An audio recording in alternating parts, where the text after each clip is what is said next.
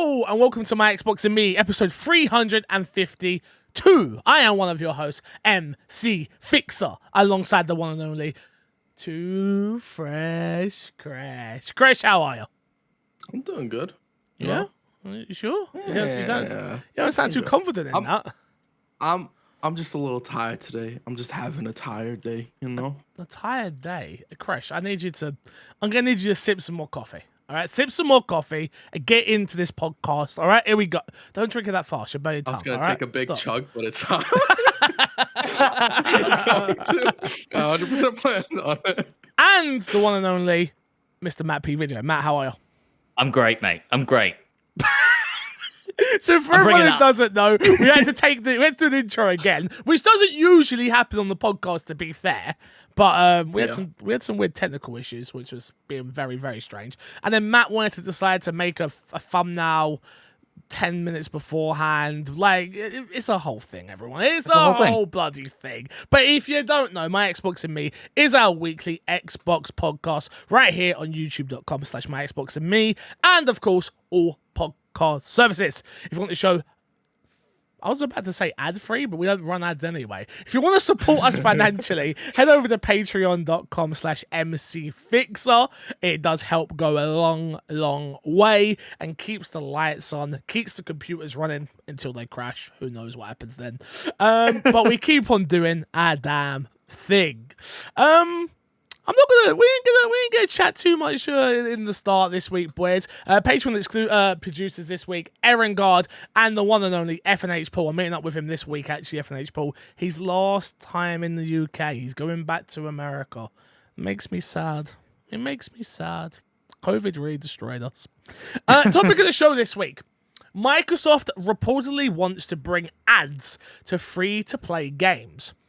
Microsoft is reportedly working on a program that will lend brands showcase advertisements within free-to-play Xbox games. According to a report from Insider, sources familiar with the situation told Insider that ads wouldn't disturb gameplay and may appear on a billboard in a racing game, for example. It's not immediately clear how else Microsoft plans on implementing ads, such as having them show up as an avatar skin or as videos inside game lobbies. But, as Insider notes, Microsoft is reportedly concerned that the ads could irritate, thank you, players, and is planning on building a private marketplace to let only selected brands into the program. Boys. How do we feel about ads in our video games? And again, you've got to caveat it with, of course, free-to-play. Our free-to-play video games. It's not costing you a dime. Does this matter to you and I? I don't know. I was trying to rhyme something there, but I decided against it. Crash, does it matter? I have two trains of thoughts. Ooh. One, it being on billboards and stuff like that, I don't think I personally care about. Like, that doesn't bother me. If there's a vending machine and they want to throw a Coca-Cola ad in the corner, like I don't really care. It won't be on the corner. It'll be the whole damn vending machine. It might start in the corner. It might. That's my second point. It's like it might start in the corner, but the problem will be like this just opens up avenues. Like, take a look at Twitch, for example. Even though like the landscape between are pretty different, Twitch advertisements weren't that bad in the beginning. Mm-hmm. But now if you go onto Twitch, it's like it's horrible. You can't open up a new stream without getting a ad, and it's like I don't even want to watch a stream anymore. I'm gonna go do something else. I'm gonna go on YouTube or something like that. Yep. So it's just I don't have an issue with the way it's being proposed here. I have an issue with what opening this door means. So let's hypothetically say it is just as simple as you're driving down the highway in Forza, which isn't a free-to-play game. I'm just using it as an example. And there's an ad there for the new Dorito bites. Does that bother you? Or does that make the game a little bit more lifelike for you? Because, it's a product in which you can then go and buy it. And it's like, oh, that's actually, I do want myself some Dorito bites. Yeah. Does that bother you at all? No, not really. Okay. Like it doesn't.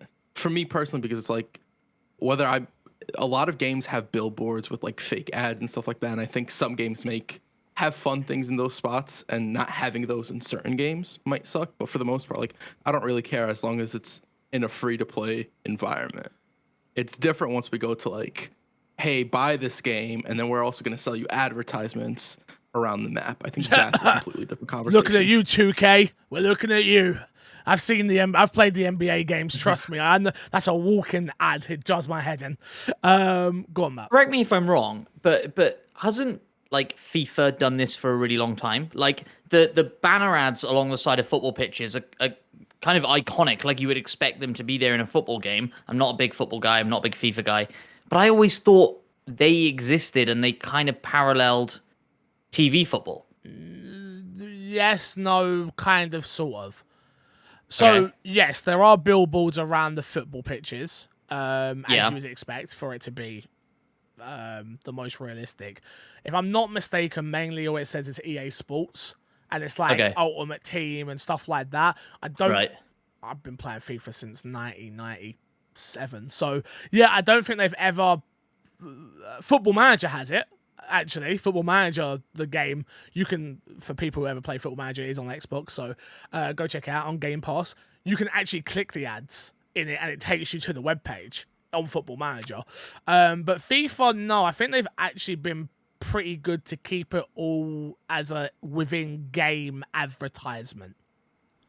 I mean, one way that they definitely, well, yeah, correct me if I'm wrong again, I might be wrong, but every football team is sponsored in the UK at least. Premier League football teams are sponsored, right? And those sponsors still sit across the front of players' chests. And removing that, maybe a lot of people wouldn't notice it, but I think a lot of people would be like, oh, this isn't like realistic. This isn't the most up-to-date kit, or like they would have questions about that. And so there is a weird argument that it could make some experiences more realistic, but it's such a slippery slope. Well, that's actually where I come down on it. Like, I don't love the idea of it, but I am, and I know not everyone is like me, but I am definitely one of those people where I'm like, accept all the cookies, yep, make my life easier. What, you're tracking me? I don't really care. Yeah, okay, cool. If you're telling me these cookies are listening to, my phone is listening to me, and I talk about chocolate chip cookies, and then chocolate chip cookies turn up on my ads, I'm very happy about that, because it's not some crap that I don't care about. You know? So that's how I see it. And again, I just don't care about my digital footprint like that. The damage is already done.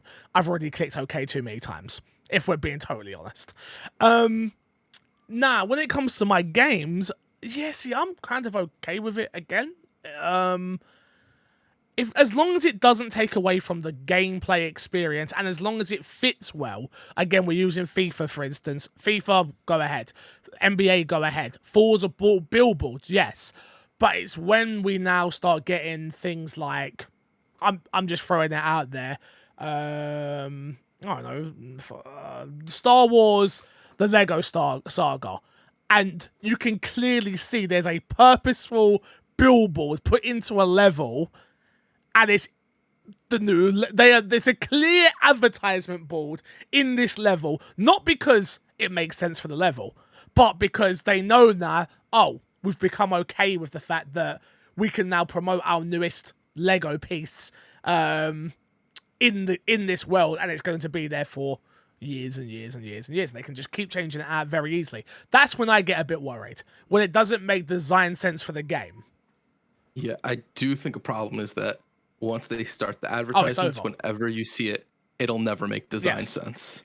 Because in that moment, even if they would have had, if it was a part of the original plan to just have a billboard there because it makes sense for the area, whatever, as soon as you see it, it's like, it doesn't make sense for it to be there. Why are they advertising it to me right here? So that's kind of a double-edged sword in that regard. It's a slippery slope.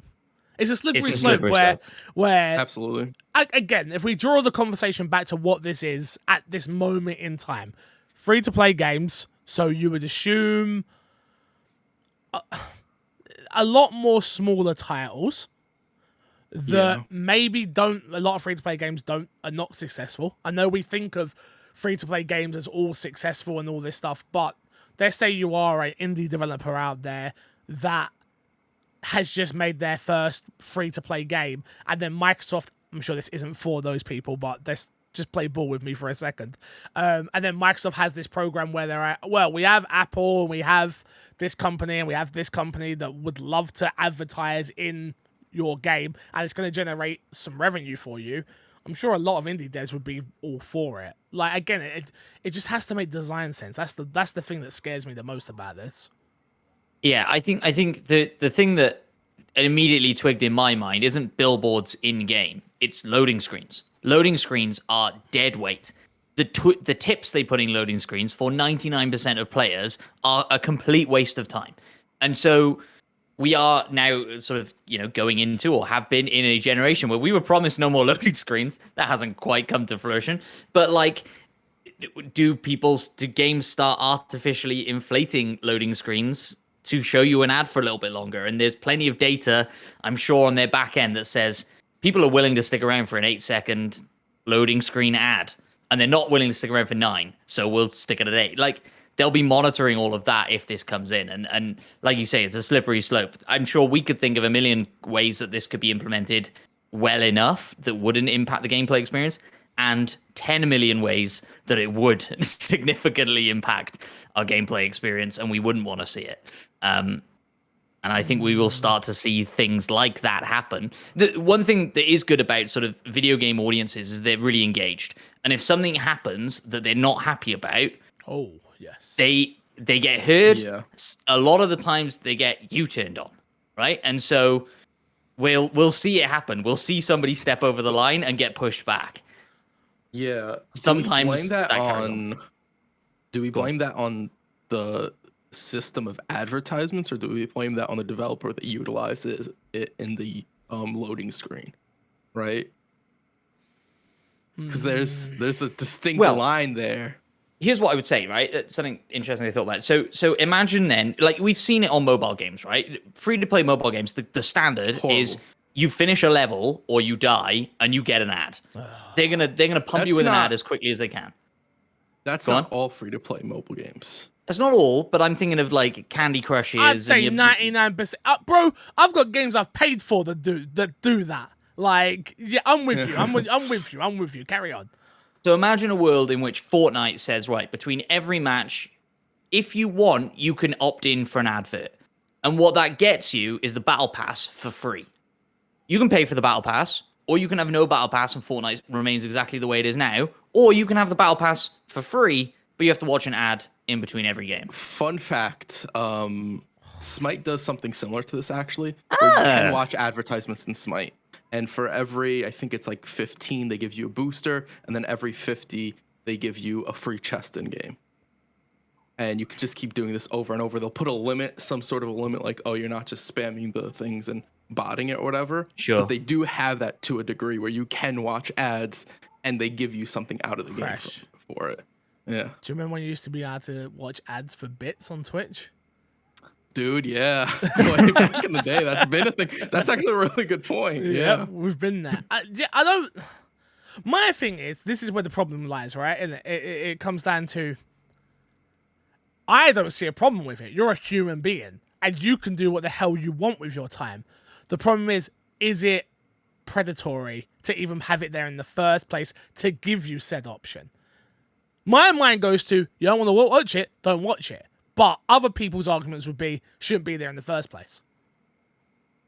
I think the ship has sailed when it comes to society and predatory ads. Like, there's no doubt Candy Crush is a game designed for children. And yet you are still getting adverts put in front of you. Some of them not super, like, child-friendly advert. Not, like, completely X-rated stuff, but, like... That might have to do with who their actual player base is, like who the game was designed for and who's actually playing the game. I don't know a whole lot of little kids playing Candy Crush. I know a lot of adults playing Candy Crush. Me too. Okay. And they probably have the data to back that up as well. That's fair. Okay, that's fair. But I think the ship has kind of sailed on predatory advertising being like a thing that people care about in the mainstream. Predatory advertising, like, when we used to watch TV, and for anybody who still watches cable, like that's a thing consistently. Dude. TV shows have advertisements. Some TV shows do great with their advertisement and really hide it. Some TV shows just pull out like a Microsoft tablet and like, well, with this new tablet, I can do X, Y, and Z. And so they're all drinking predatory Coke things. on the X Factor and shit, right? Like this stuff happens all the time. So for me, it really depends on how subtle it is. And if it's a billboard, it can't just be like, here's Coca-Cola and here's this real life Coca-Cola ad. It has to be a in-game, it has to fit into the in-game world and like design choices. And that I don't think will happen. And that's kind of where I'm looking around my room and going, yeah, I work with brands. Look what is on my head right now. You're like a Twitch logo and a YouTube logo. You know, it's what I do. It's what I do, you know? PUBG, you drank Red Bull in PUBG, right? Was it called not. Red Bull? No. Was it not? it's Okay, an energy okay. drink. It's just an energy drink. Yeah. Okay. It looks like Red Bull it looks without like any it, but official not, labeling. Yeah. I mean, it is not a huge step then to reskin that to be Red Bull, right? It's not a huge step to reskin the Chug Jug in Fortnite to Coke, or like that will happen. If this is allowed in, that will be. See, I don't think that will. The Chug Jug won't. The Chug Jug won't, because again, they're gonna that audience is that no way, because like then you're promoting terrible drinks, which I love to drink, by the way, to children, and then that's where the PR night and it's also comes. promoted in a beneficial way. Yeah, that's not it's like happen. drink Chug Jug, drink this bottle of Coke, and you'll get more energy. I can see a Coca-Cola skin being given away for free if you watch the Coca-Cola ad, which then in turn has people promoting Coke or something like that. But no. Or even like how they do the XP boosters in like Call of Duty and stuff like that. If there's a billboard that's like, get yourself a bag of Doritos and get your 15% XP booster or whatever. I just looked it up because I'm shocked that it's not already a thing, that they haven't just made an energy drink called Chug Jug that is like an official Fortnite energy drink or drink of it or soda of any kind. But that makes sense because their audience. Sure. What, it makes sense they haven't done it? Yeah. Really? Yeah, because anything you can't promote energy drinks to kids. And all right, don't get me wrong, I know most people. Yeah, but it just ain't gonna hit the same, is it? It won't. Yeah. It ain't gonna hit the same. Maybe. Seems like a win to me. All I'm saying is, Sunset Overdrive did have their own drink that I have a can of. I still have a can of it. I never drunk it. Yeah, I never drunk it. It's gonna explode one day, and it's gonna be a fucking nightmare for you. I'll cry. Any final touches on this before we move on? I think it's inevitable, and I think it's a slippery slope, and I think at least at first, the video game audience industry will be good at pushing back against this stuff, but it's going to be a slow shift. I think the worst places you'll see the advertisements are in less popular games. Yeah, I agree. And games that don't have a big audience to cater to, and that can be very predatory in a lot of ways. So, I think we keep coming back to Fortnite, which, like we've said, these are Xbox free-to-play games, and so there's no necessary reason to assume this would happen in Fortnite. It just seems like the easiest win, right, for them. So go on, Crash. Sony's working on a very similar system. Fix pointed out to me. So I'm sure they all are, right? Sony's already announced that they're doing it. They're doing the same thing. Yeah. So if Sony's doing it, Xbox is doing it. You'd imagine it wouldn't be super hard to implement on Epic's side. EA's already had it. Servers. EA had it 10 years ago, boys. They just didn't put it in. They knew. They've been waiting for their moment. They're like, we got it. We have everything set up. We're ahead of the curve. So I don't think it's outlandish to assume that it would be in Fortnite. What I was going to say is that Fortnite is just like, has invented a load of new monetization options for games. Not all games can pull it off, but these like events they do in Fortnite, and have artists come play gigs in Fortnite and stuff. Like, they're innovative, and so I wouldn't be surprised if we see it in Fortnite very soon. Moving on, let's jump into Fix a Sack, where we answer your questions. Remember, you can email in myxboxandmepodcast@gmail.com, or you can hit us up on Twitter @MCFixer, @myxboxandme, at Kreshnik Plays and at Matt P Video with the hashtag MXAM, or you can join our official Discord, which is in the description below of the video version of this podcast. 2 questions this week, boys. What franchise or single game have you tried to play that you couldn't get into that everyone else loves, no matter how hard you try? Leaving out the most obvious ones for Fix, which is Halo, for me, which is always Final Fantasy. We'll go with that first question. Oh, man. This is a hard one for me, because mine always comes down to not usually not loving the game, but it just not being usually accessible to me in a way, you know, like I don't know if I count. It still isn't accessible to me, but I'd love to love Dark Souls games and Elden Ring and stuff like that. The way you guys sit there and talk about it, like I'm just sat there like, oh, maybe. And then every time I go to sit down to start the game, I'm just like, I don't want to be stuck at the same boss for 5 hours. It doesn't interest me at all. Like, I like a light story-driven game that takes me from A to B, and it's whimsical, and it's beautiful, and it's magical, and it's super not taxing on the brain. And Demon Souls, Dark Souls, Elden Ring, Sekiro, that is not what these games are. And I think that's probably my biggest one. I think the other one for me is always JRPGs, because I love turn-based games. I think they're very fun. They're very enjoyable. You can do so much good storytelling in those type of games. But it's always all the good stuff that I just mentioned is always added onto bundles of text. I'm dyslexic, so reading is terribly hard for me. Not that I can't... I need to explain to people. Not that I can't read, but for a dyslexic, it's not the reading part that's the hard part. It's taking out the information that is there and then having it compute back into your brain and it actually makes sense. Reading words, I struggle with sometimes, as everyone knows on this podcast, but that isn't the part. It's reading that Cloud has just died and given away a teddy bear. That doesn't hit me. I just read it as Cloud has died and given away teddy bear. It doesn't compute in my head as this emotional moment that has just happened. You know what I mean? So, yeah, I think the Final Fantasy series would definitely be up there for me as well, because there's a lot of games that are just 9, 7, 8. That's why Remake 7 to me is so... I know the Xbox audience haven't got to play it yet, but it's so goddamn special to me. So special.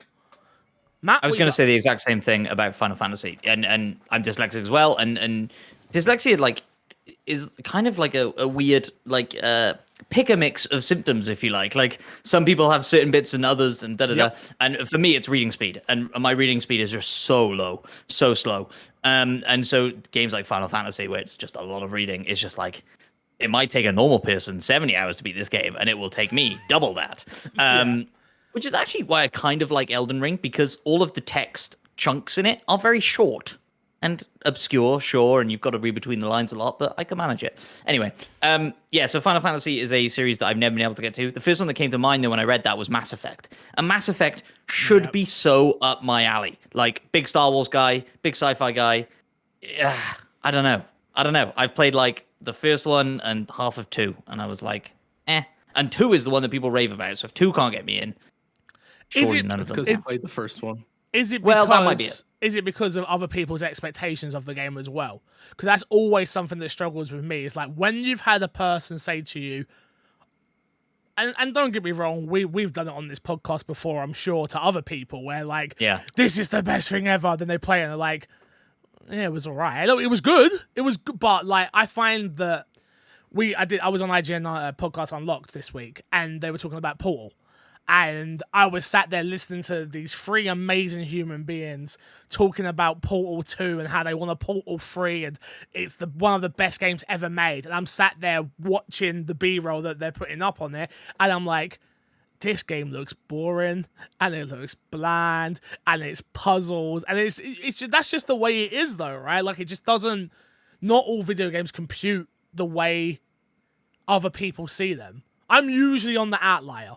When it comes to a game being a 10, I'm usually the person that's like, yeah, that's a 7. And then the games that are 7s, I'm like, that game there, that's That's the 10. That's the 10, you know? Crash, what think, about you? Oh, sorry, go on. Oh, sorry. I was just going to agree with you. And yes, I came to Mass Effect late, and that may well have had something to do with it. I knew going into Mass Effect 1, like, this is going to be a slog, but I'm going to get through it because people rave about 2. And then I got to 2, and I was like, eh. So I think that definitely has something to do with it. Go for it, Crash. I think the only franchise that I can really think of that I wish I was more into that I'm not is Borderlands, because every time I play a Borderlands game, it's like I want to be into this game. Me and Fix have talked about it multiple times. It happened with Borderlands 3, and I play it, and I'm just like, I can't. It's not. It's just which is strange because you love looter shooters. Yeah, I love RPGs. You like funny games as well. Like you're a humorous person, but it just does. I think that's the big part though. The humor doesn't click with you. Yeah, which is the biggest part that clicks with me and keeps me in that world. Yeah, which is just unfortunate because I really do wish I was more into that. Other than that, there's stuff like Fallout, which I wish I was more into, but I'm also not stressed about being more into something like Fallout. Yeah, it's really just Borderlands, but what are you gonna do? I'm the same with Borderlands because I want more comedy-focused games. Like South Park: Stick of Truth, I think is one of my favorite games of all time. And I would put Portal in the same category. Like, you could argue that they're not really like comedy focused, especially in the same way South Park is, but they have a massive comedy leaning. And I want more games like that. And so Borderlands is one of those that people rave about the comedy in it. And I'm kind of similar. Like I've dabbled in all of them except for Tiny Tina. And none of it settled with me either. I'm going to say something that's really going to shock people. Uh-oh. I think Mario games are overrated. I think I thought about it, and don't get me wrong, I know I'm not a Nintendo guy. Like I've on that plane ride home from America, I finally have accepted that I'm not a Nintendo guy. Like I fought against it for the longest time, but when you've bought 6-7 games and they're still in their shrink wrapper, and you just own them because you've been brought up on like, oh, Pokemon Snap, and then you've got it and you're like, okay. I got you with that nostalgia. They did, but I just don't care. I just don't care. And then I think that about every Mario game that I play. I play a Mario game, and I'm like, I understand why this is the best platformer ever. Don't get me wrong. Little bit overrated, though. That's going to get me hate. I know that's going to get me hate. I agree and disagree with you at the same time. Because, like, I get where you're coming from, absolutely. But it is the fact that if you look at them as what they are, and they're just simply platformers. There's nothing else. There's no third genre attached to them, a lot of it. They are really good platformers. The best. They're the but best. But all they are is platformers. And for some people, they absolutely love that stuff. And I think it fits very much so in the Nintendo economy of games to have something that's just a platformer. And especially when you see other people try and make games that are just platformers. Yeah. They are not that great. What was the Fox game that came out? Oh, Super Lucky Tale is Fox, what you're thinking. You're Super thinking Lucky Super Tale. Lucky Yeah, Tale. I know exactly what you're thinking. The only platformer that I can think of is the Sackboy game, which was actually pretty good as a platformer. I think there are more 2D platformers that compete. Yes. Celeste, absolutely. Super Meat Boy. Yeah. The interesting thing about, I think, 2D platformers is they go into more of a difficulty area as opposed to game mechanic area a lot of times. Sure. I also think Nintendo aren't making games for you anymore, Fixer. That's been I've understood that for grown a long out time. of it. Yeah, I've understood that for a long time. The other game that springs to mind that I tried and just couldn't, Skyrim. I've told this story before. I walked up those 10,000 steps or whatever it was to get to the very top and was just like, is that it? And at that moment, I knew this game isn't for me. It's not for you. Just not for me, unfortunately. The second part of this question is, Fix, you left at the most important part of your trip. Pilgrimage. Yeah, I'm being careful, very, very, very careful. In case, look, I have to read the word first to make sure I'm not swearing or something. All right. Pilgrimage to Bucky's. Who the hell has wrote this in? Did you love or hate it? Too overwhelming or magical? Favorite snack? And please tell me you had the beaver nuggets. That's crazy that this has come up. I think you did bring it up. What, Bucky's? I think you did. Yeah. I remember you saying you went, and okay. then but it was just like in a mix of other things you did. You didn't harp on it. Do you know why? Because people love it. Like they love it. Like Haley's aunt was just like, "Oh my god, you've got to go to a Bucky's." I think I've got Bucky cups somewhere around the house that she bought us to take with us and stuff. Oh wait, I know. 1 second, I know exactly where they are. Here you go. There you go. Video. There it is. Video people. Here you go. There's my Bucky coffee mug that I had to take home with me. Yeah, the best snack there was the cookie dough. They had like pots of cookie dough. And Haley bought it every time we went in there. I really enjoyed the breakfast burrito they had there. But honestly, it was just a giant convenient gas station. And don't get me wrong, it was impressive. Like 40, like it was big, it was huge, it was massive. The toilets were amazing. I think that's the big thing people talk about. And I'm like, yeah, it's just a big petrol station though, guys. I'm sorry to tell you. Can you imagine somebody coming to the UK from like Crash coming to visit from America, and we go, you have to go to the welcome break on the M4, Crash. The service station. Break? What's that? So the chain of service stations exists clearly on every. It's clearly iconic. It's clearly iconic, Crash. It's iconic. I've never even heard of it, but it's. Have you heard of Bucky's though, Crash? I've never heard of Bucky's. The reason you haven't heard of it, Fix, is you don't leave London. That's if you went on a motorway, you'd see a welcome break. I think I've got a checkmate in this conversation. I just came back from Bucky's. Clearly, I left London. Fair enough. But it comes back to our conversation about you in Texas and how Texans are just willing to travel miles for anything. Yes. So of course they have to have a ridiculously large service station en route. Otherwise, they would die on the journey. The 4-hour journey there and back to go get some food. Yeah, and no, I didn't have beaver nuggets. I was told they were disgusting, so I didn't even bother. Sorry. I've tried beaver nuggets. They're fine. Have you been to Bucky's, yeah? Yeah. I went to Texas. You have to go to Bucky's, apparently. Okay. I'm not the only one. Great work, as always, Will P. Will, thank you for the questions. We appreciate you. Keep them coming. Next one we have from Sarah Squid 69, so strap yourself in because you know it's a good one. Jason Momoa, senior sugar daddy, sexy Aquaman, the human cheese grater, Game of Thrones beefcake, the alpha Chad, the Honolulu Hulk. Okay. Yeah. Conan, the MF barbarian himself, has entered final negotiations to star in the live-action Minecraft movie. According to the Hollywood Reporter, my question is, did you guys know that there was a live-action Minecraft movie in the works? I didn't. What are your thoughts on it? On Jason Momoa possibly being cast as Steve himself, and how upset is Fix that the Hollywood clearly offered him the role, but they wouldn't pay for the travel between the US and the UK. Would you create scheduling conflicts between it and my Xbox and me? I feel bad for Jason because he clearly can't live up to what Fix could do on the big screen. But as far as undies go, Jason is good. He's a good stand-in for Fix. We all know that MC Fixer stands for Minecraft. Thank you very much, Sarah.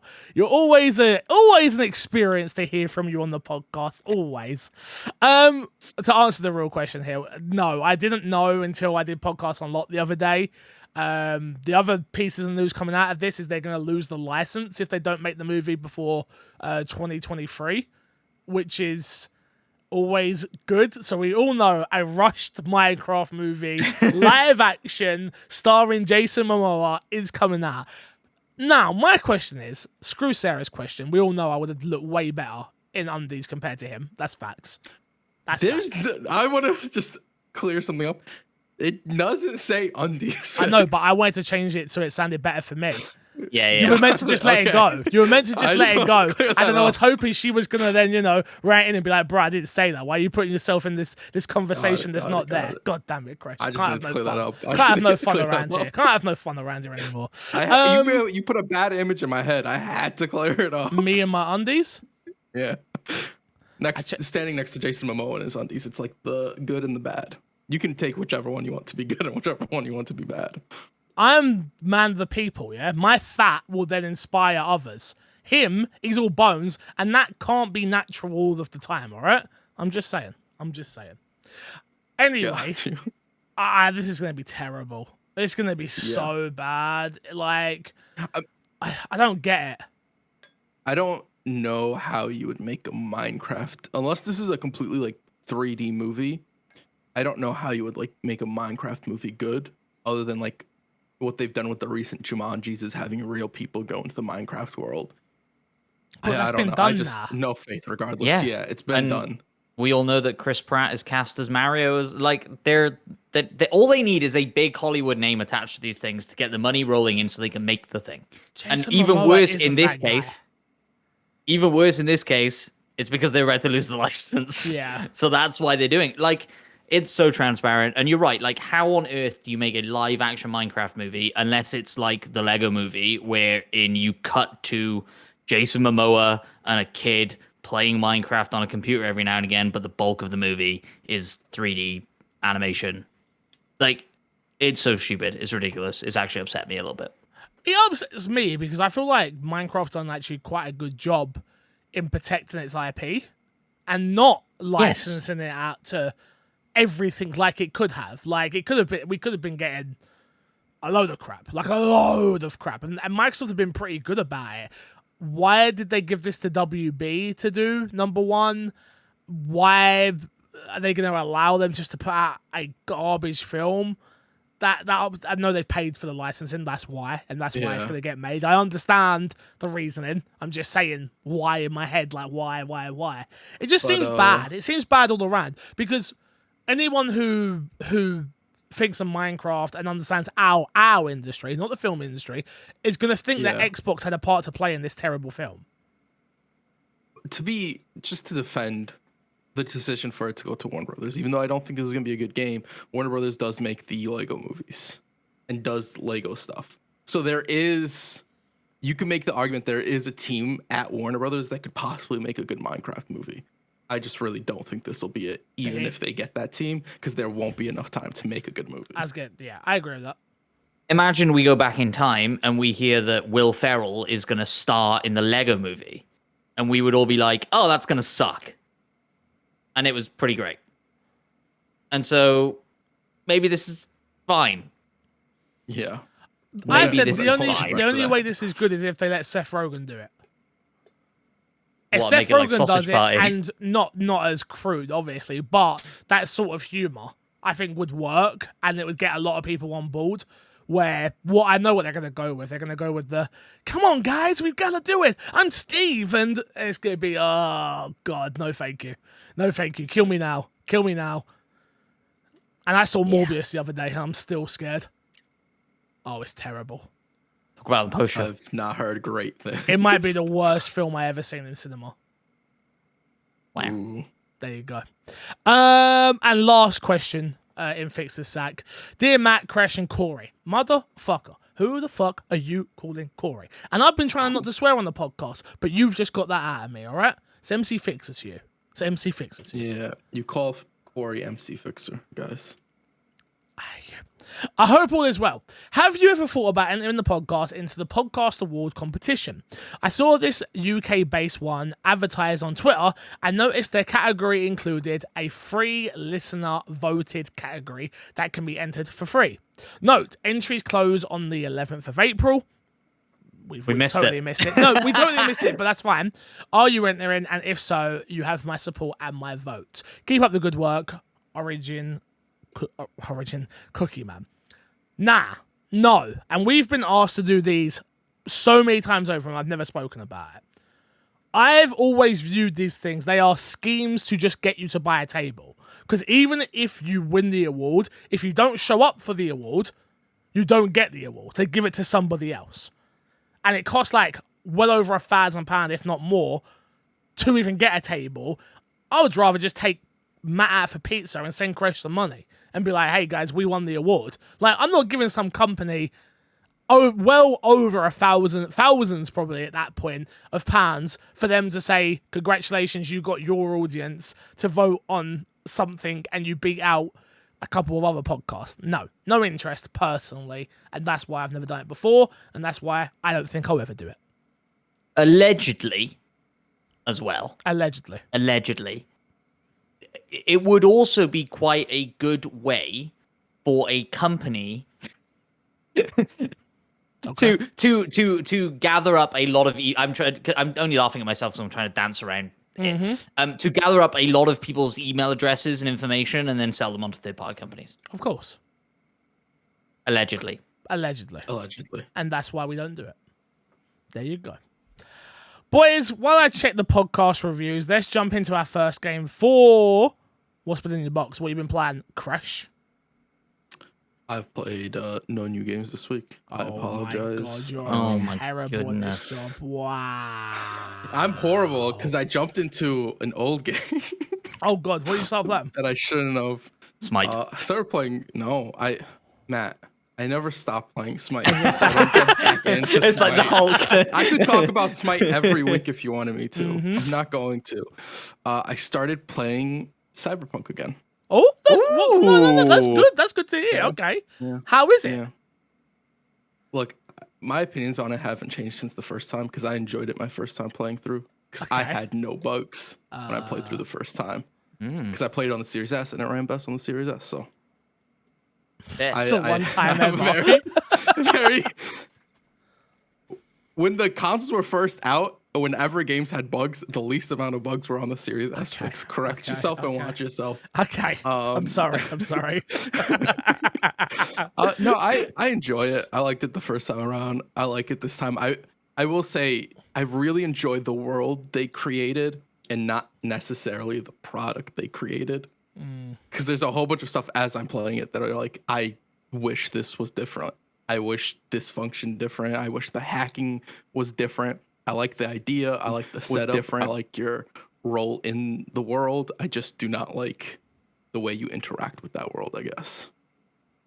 I agree with all of that when I first played it. Did you finish it when you first played it? Yes. And you're going back in? Do you think you'll finish it again? I don't know. Okay. I have no clue. Guys, I honestly like. Can I interject for a second for Go a breaking news story? So, I've just noticed something. Yeah. We're live on YouTube, but publicly, and it says Xbox is buying Bethesda because it went up with the wrong thumbnail and title, and it's hilarious because I'm looking at the chat and they're like, "Bruh, why are they talking about like all this other stuff when they've got this?" I'm sorry, guys, for the live audience right now. I'm sorry, so just roll with it. It's become my favorite thing as well. Like the day after we record the podcast, Fixer goes live on Twitch, but for about 40 seconds he goes live on the channel. I was gonna mention that. I delete those videos every time because they stay up. I'm like, let me just delete this because somebody's gonna click on it. It happens every time. Guys, I'm struggling. It's the funniest thing. I'm struggling out here. I'm struggling on the streets. It's hard. It's hard. Sorry to cut off that conversation. I apologize. I just find it hilarious. Someone be like, "What the hell is going on? What the hell is?" Yeah, I don't know what's going on either. Guys. I'm sorry. Lucky you get a free Patreon live if you manage to work out the weird riddle of clicking on a old video. I don't know. You look really different in that thumbnail as well, Fix. Because I've got a beard now, bro. It was yeah. So a long time ago. Fixed with no beard. It was a long time ago. Cyberpunk. Wait, so what's got you going back to play it? Like, out of interest? Well, I was in a gaming funk and I mentioned that, and I've been wanting I've been craving games, and I'm like, I just want a game where I can sort of turn off my mind and just play, and that is Cyberpunk to a degree during certain parts. I do enjoy the story, and I think the story in it is actually really solid. But there's parts where I can just go around and do open world objectives and just absolutely not pay attention a lot, and so I enjoy that. Interesting. Matt, what have you been playing?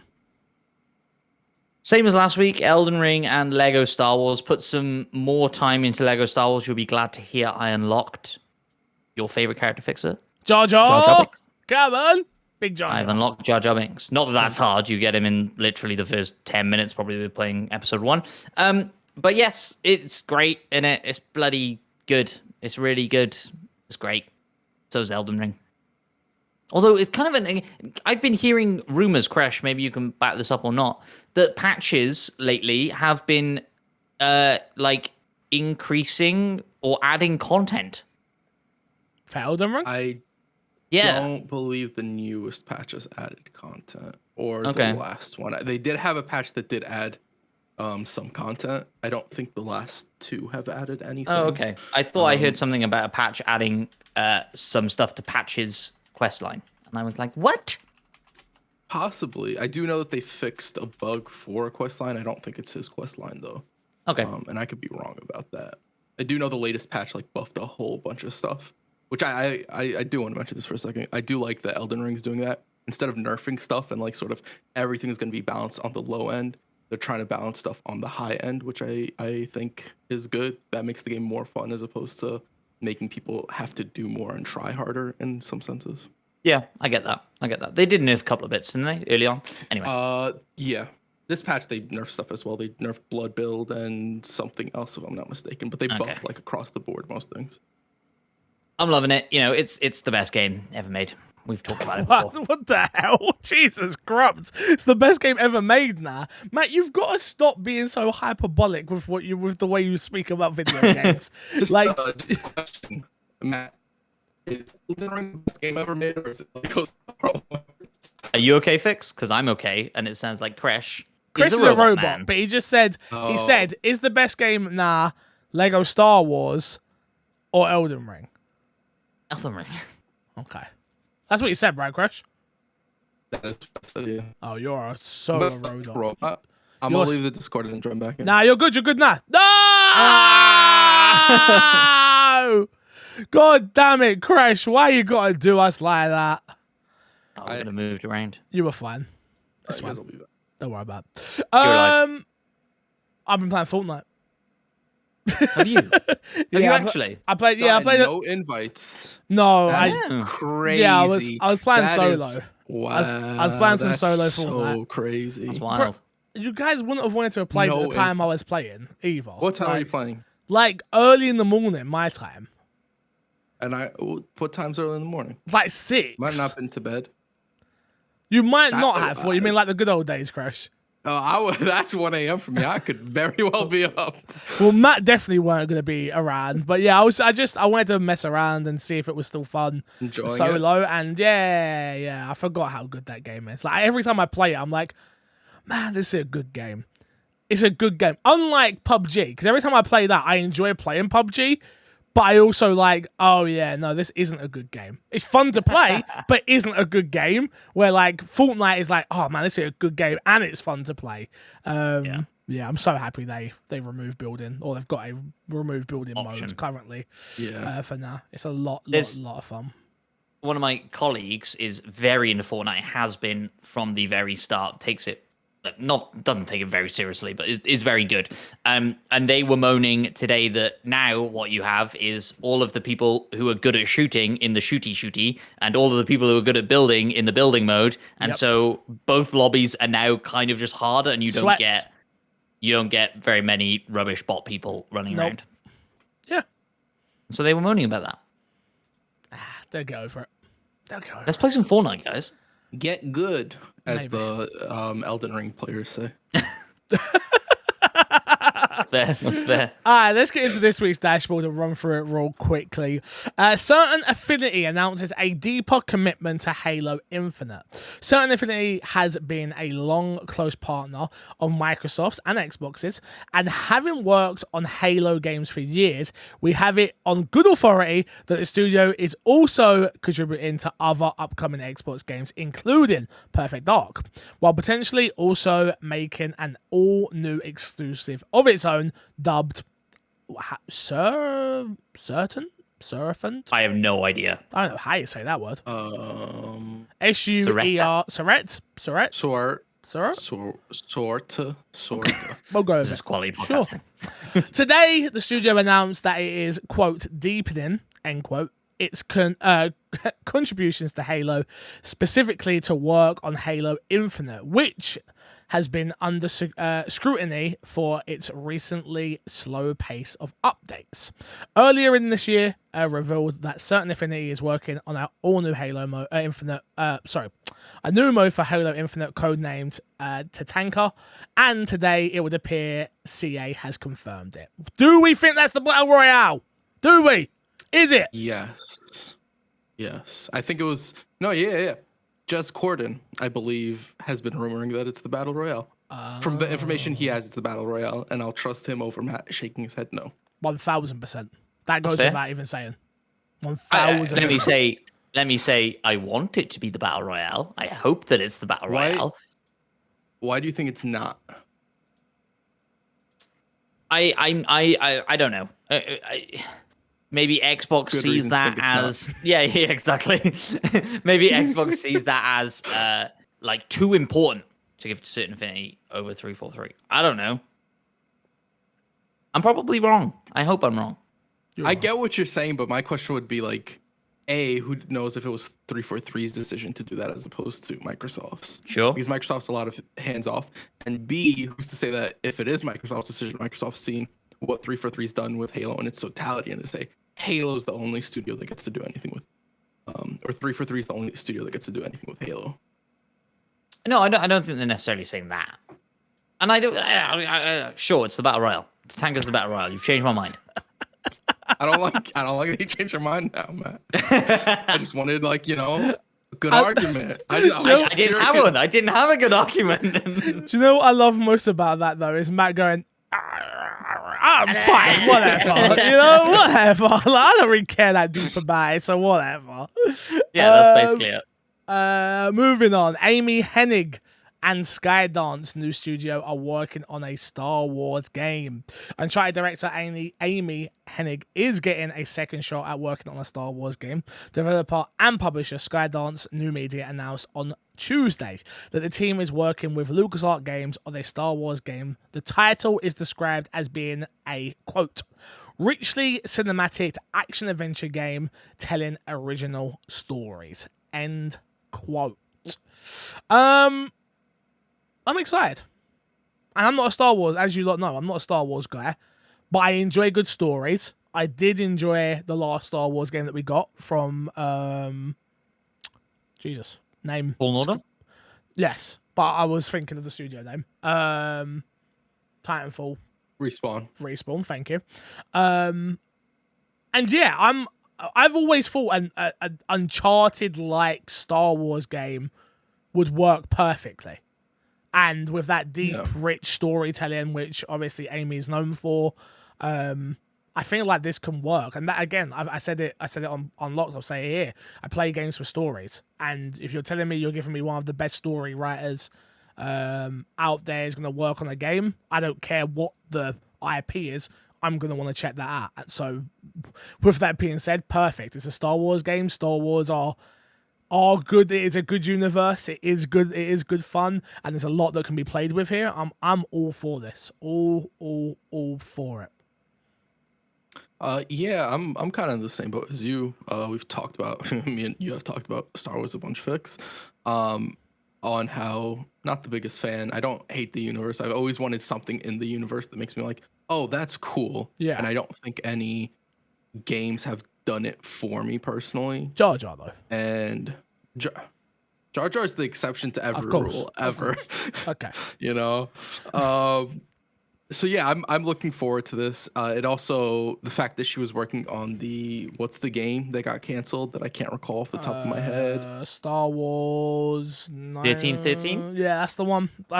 Yeah, that one was. I remember seeing the gameplay or whatever footage they had. I don't know. I don't remember. Behind closed doors. Like, oh, that looks cool. Yeah, this looks cool, and knowing that they might do something similar to that, I wonder if it will. We assume it's going to be a shooter, right? I'd assume it's a third-person action-adventure shooter. Yeah. So no Jedis. Yeah, of course. Got it. Okay. Well. There'll be a Jedi. Well, there'll be one. I'm not saying there won't be a Jedi. No, you won't don't play as a Jedi. I don't think is more so what I'm saying. Yeah, no, I don't think so. I hope not. Yeah. Yeah, so that has me interested in this game for sure. That has me way more interested than being a Jedi. Yeah. Like the only game I want to play as a Jedi in is the Knights of the Old Republic remake. No, Fallen Order 2. No. Yes. I don't know where you are in relation to me in your layout fixer, but yes, I was trying to point at you and say yes. I'm done, but I'm done. Cool. Yes. I think I'm the biggest Star Wars guy here, right? And Yeah. like I always say, just put it in my veins directly. Give it to me now. I don't care how many times I'm burned on Star Wars. I will buy all of the Star Warsy things. And like you say, I think it was 1313. It was definitely a double digit number repeated. It was 13. 18, 19, It was 13. You got it right. You got it right. I think I remember seeing the leaked gameplay from that as well, like the behind closed doors things, and it looked exactly like Uncharted, right? It looked like the train sequence from Uncharted 2 or something like. Bounty hunter, third person shooter, cool character. That's all I want. Yeah, do it. Give it to me. Also, don't put a Jedi in it. Don't tie it into the main story. Make it its own thing. There's gonna be a Jedi. That's interesting. So would you want it to not be canon or just not be everything they do is ongoing canon? World? Yeah, it's all canon. Is what I was gonna say. Like everything they do from now on. If they came out and said it's not canon, I wouldn't be bothered. It wouldn't deter me from it. Like, I'd still be fine and excited for that. My only thing is I would then immediately think, oh, they're just gonna put Luke in it, even though the time period doesn't make sense, or this doesn't make sense, and this doesn't add up. Like that's what they would do if they were gonna throw away the canon of it. But yeah, I like it. Next up, give it to me now.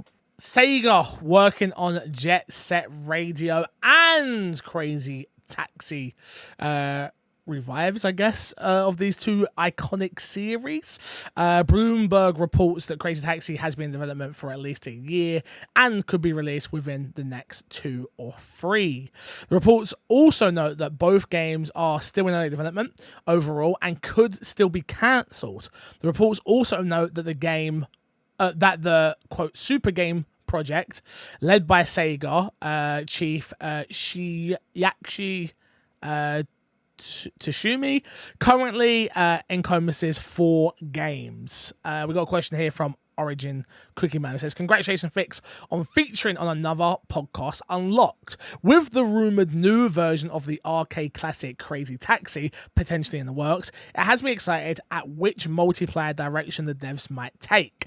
If you were in charge of refreshing the franchise, what changes / updates to the formula would you make? I think for me, I spoke about on Unlocked. I would go. If I was to bring back Crazy Taxi, I would go IP heavy and go and get all of the. I said Spider-Man on Unlocked. That was kind of just a little bit of like a shoot from the hip type thing, but I meant more like lower hanging fruit IPs where I don't know. Can you go? I know this is gonna sound crazy, but could you go get The Simpsons? We all love Simpsons Hit and Run, right? Could you go and get those cast of characters? Could you go get Futurama? Could you go get... Like, you need to surround it with a bunch of IP that people are interested in that will also make us want to play a Crazy Taxi. Because on a surface level, Crazy Taxi is a very simple game. Drive here, drop a person off, get the money. Drive there. It's very, very, very simple. Nah. What can we do to change that formula? I don't know, multiplayer, you're saying I'd love multiplayer, but I don't know how to change up the formula. Matt's got an evil look on his face, so we're going to let him speak. If I'm in the boardroom of Sega, I am waiting with bated breath to hear somebody say the words Crazy Taxi Battle Royale. Like, I wait. that. That could work. That though. actually could work. I'm okay with it. I'm okay with it. And you see somebody rolling by you, you just crash into them or push them over to mess them up as you go to try. That works. That could actually work. In my head, it's like Burnout Takedown. Yes. You know, when you like take people out and they go into slow-mo as they fly off a cliff or something. I'm down. And you put all the licenses in it, like Fix said, like a Master Chief and a Warthog and Fix's Homer behind me chasing me down. I'm down. Yeah. Like a destruction derby type Crazy Taxi. You're still dropping off people because that's where the danger comes in, right? Like you're throwing these people out, but you've got. I love that, Matt. I would still have the closing ring as well to like make it more tense, and everybody's then picking up people in the same area and running them around. And we've just done it. We've just done it. Once you deliver your person, you're just free to mess around with other people and try and stop them from delivering people. Yeah. How do we copyright an idea? How do we put a patent on it? Sega, call us. We need to speak to... We will sue. We need to Not speak to really. WB. They did the Nemesis system. We need to talk to them. Yeah. You know what is important that I am 100% convinced they will fuck up is the soundtrack. Crazy Taxi soundtrack is as important as a Tony Hawk soundtrack, and I don't promise think you it's it'll be fair crap. to say fuck up anymore. Especially now I do music as well. It's so hard to get licensing correct. It's so 100%. yeah, I do agree with you. Obviously getting that music perfect is gonna be humongous. But yeah, it's so hard. We take music for granted in video games. So much. So much, it's ridiculous.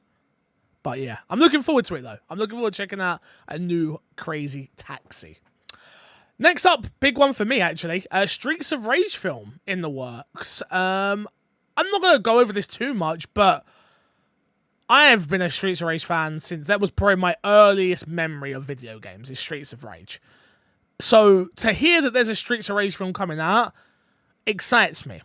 The other problem with that is those games don't have like crazy stories. So I think there is enough of a story to make a coherent thing exist within Streets of Rage. a coherent thing. Coherent. Is That's that all we're we going really- with? Is that all we need? I think that's all it needs to be. Look at the I haven't watched Sonic 2, but the first Sonic movie. Sonic's is that like amazing. an exceptionally well story? It's not. No. It's a coherent story that you can Yeah. follow. Yeah? I think that's all Streets of Rage needs. It has the team that worked on Sonic, and it has the person Yes. who wrote the script for John Wick. Yeah. I think Jim Carrey carries a lot of Sonic. No, No, I agree. not for I me. disagree. For me, Jim I Carrey's the disagree. worst part about Sonic. Yeah, I'm with Crash on that.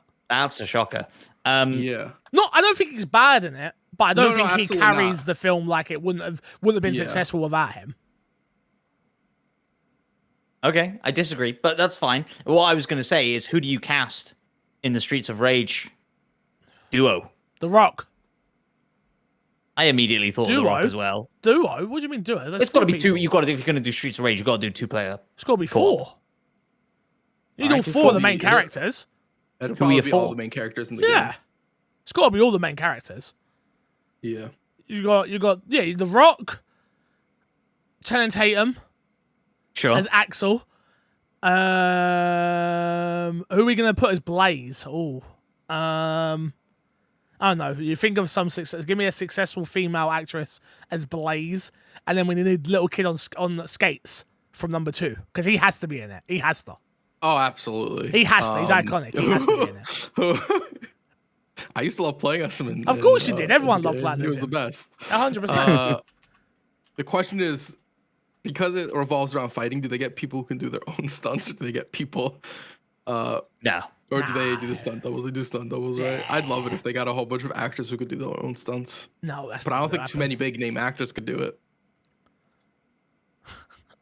I'm looking at Streets of Rage like now, and I'm like, man, this game was so good.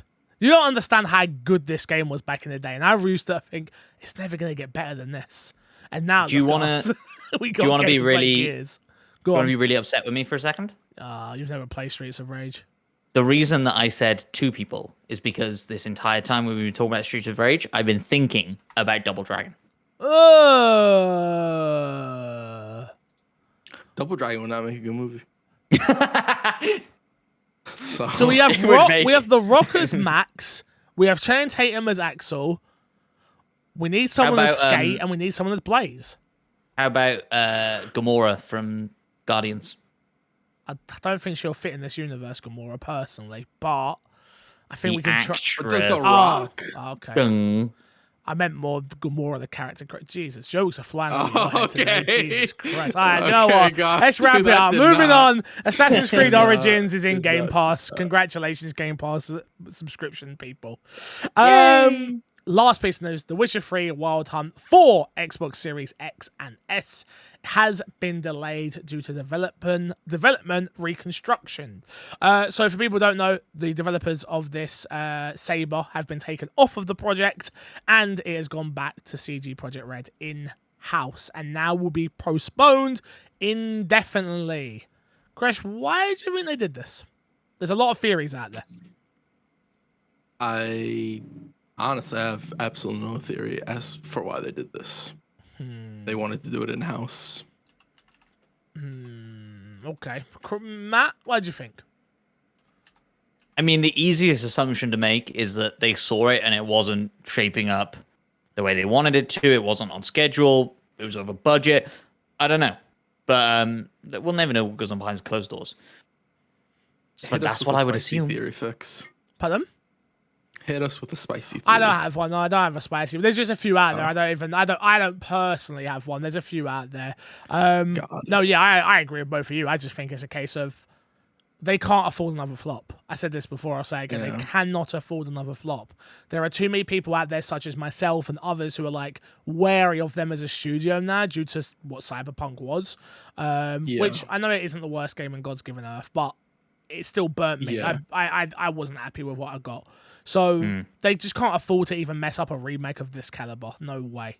Especially with Witcher, which I feel like there is a subsection of people who don't associate CD Projekt Red necessarily with Witcher. Yeah. That if the next gen version were to come out and that were to be a flop, would be like, oh, Witcher is a flop, and it would affect. I don't know if it would necessarily affect the Netflix TV show, but it would certainly affect the new game that they're working on. Yeah. And one thing I will say that's kind of weird about them taking this over is that for the next game, they're not working on the same engine. And I wonder if they want to work closer with how that game works to be able to replicate it on Unreal Engine to a degree. Possibly. But I don't really know. Matt? I'm interested to jump back in. Like, I think I never finished The Witcher 3 because it was so, like, big, overwhelming. Yeah. But I mean, I'm better now with games where like I'm happy to leave off the side stuff that I don't want to do. Like I'm better at focusing and finishing a game the way I want to finish it.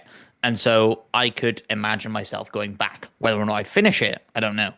But there was enough there to get me excited to go back in. Fair enough. Boys, let's plug and get ourselves out of here. Crash, what you got to plug this week, my guy?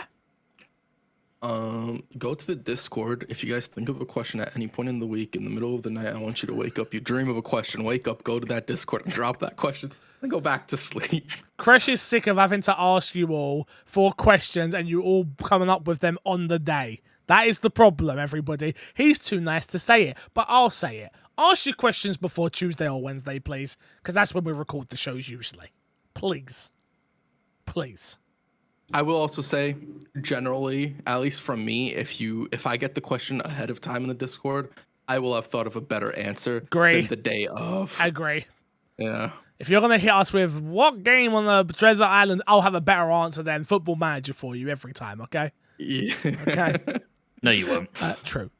Matt, what about yourself? What you got to plug, man? Go follow the My Xbox Me Twitter account, because it's great. You know I don't force them to plug My Xbox and Me stuff. I hope you all know that out there. Remember to follow Matt at MattPVideoCrash, at CrashNickPlays. And I'll promote my Twitch this week. Twitch.tv/MCFixer. My scheduling has been a bit all over the place due to coming back off holiday and things like that. I have seen a humongous decline because I went away for 10 days. Welcome to Twitch. And if I could get any of you to come over and hit that follow button and just come and hang out, even if you're at work, just leaving me up in the background, it helps more than you will ever know. Thank you for everyone who's come over from Podcast Unlocked this week. Sorry for a few of the technical issues. We do apologize for that, but it will be better next week, we promise, because I've got to restart my whole computer. Yes, I do. Until then, we will love you, leave you, and see you all later. Goodbye. Bye.